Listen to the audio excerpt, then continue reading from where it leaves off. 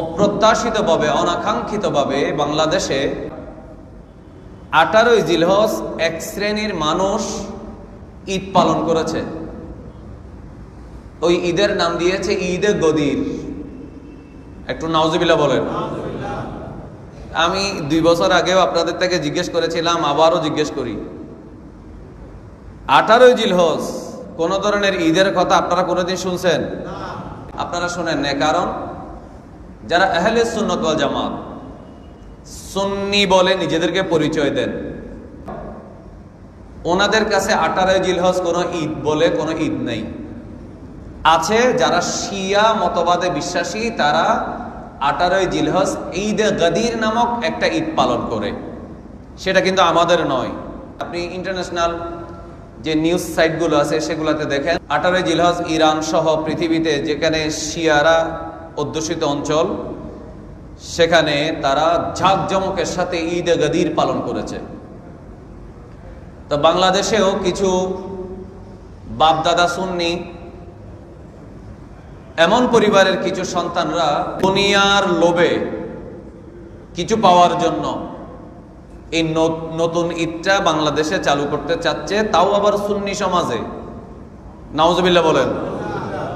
এই জন্য এই সম্পর্কে এখন আমাদের আলোচনা করাটা জরুরি হয়ে গেছে। যারা 18ই জিলহজ ঈদ পালন করে, তাদের একটা দাবি হলো হযরতে মাওলা আলী শেরে খোদা রাদিয়াল্লাহু তাআলা আনহু 18ই জিলহজ বিদায় হজ থেকে আসার সময় আল্লাহর নবী ওনার হাত ধরেছিলেন গদিরে খুম নামক জায়গায়।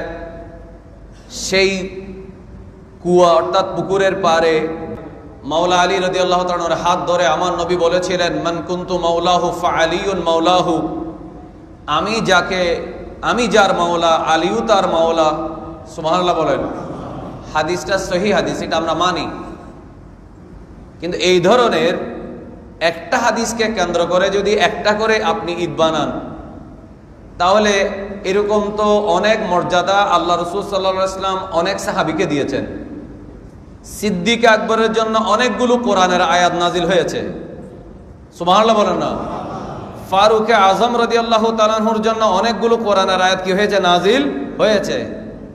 সিদ্দিক আকবর প্রথম খলিফা, হযরত ওমর রাদিয়াল্লাহু তাআলা আনহু দ্বিতীয় খলিফা, হযরত ওসমান জিন্নুরাইন রাদিয়াল্লাহু তাআলা আনহু তৃতীয় খলিফা।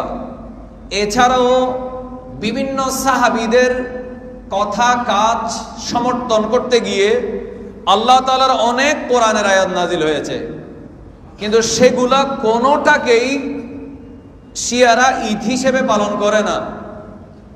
মাওলা আলী রাদিয়াল্লাহু তাআলা আনহুকে মাওলা বলার এই দিনটিকে শিয়ারা ঈদ পালন করার পিছনে কারণ, সেটা হলো তারা ওসমান জিন্নুরাইন রাদিয়াল্লাহু তাআলা আনহু শহীদ হওয়ার কারণে তারা খুশি উদযাপন করতে চায়। নাউজুবিল্লাহ বলেন। তারা বলতে চায় ওসমান জিন্নুরাইন রাদিয়াল্লাহু তাআলা আনহু শহীদ হওয়ার কারণে যেহেতু মাওলা আলী রাদিয়াল্লাহু তাআলা আনহু খলিফা হওয়ার সুযোগ পেলেন, সুতরাং এই দিন আমাদের জন্য ঈদের দিন। নাউজুবিল্লাহ জোরে বলেন। এটা কি কোনো মুসলমানের কথা হতে পারে?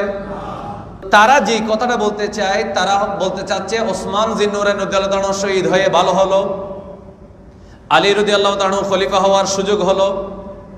অথচ বুখারী শরীফ সহ সিহাসিত্তার কিতাবের মধ্যে রয়েছে হযরত ওমর রাদিয়াল্লাহু তাআলা 26শে জিলহজ তিনি আবু লুলু আগুন পূজারী কর্তৃক আঘাতপ্রাপ্ত হলেন।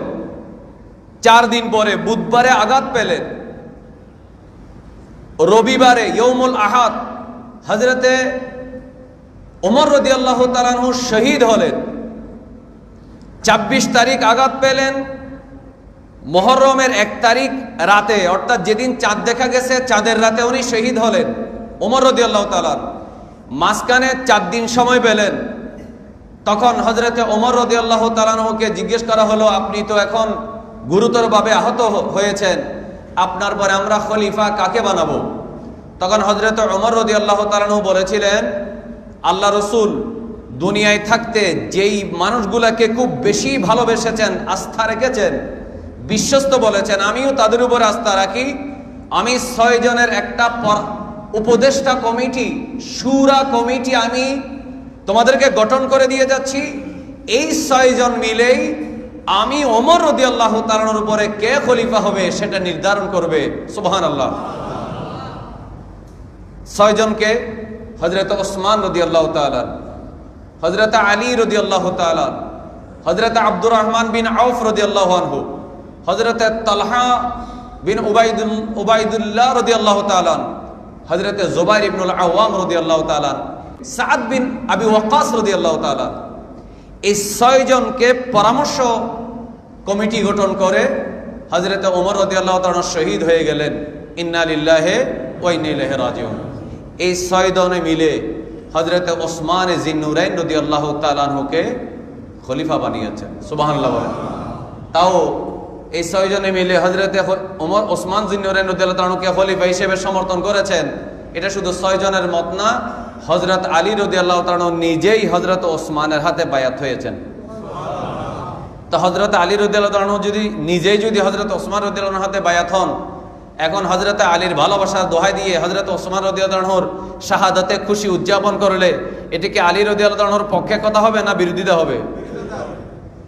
হযরত আলী রাদিয়াল্লাহু তাআলা নিজেই তো ওসমান জিন্নুরাইন রাদিয়াল্লাহু তাআলার হাতে বায়াত হয়েছেন। সুবহানাল্লাহ।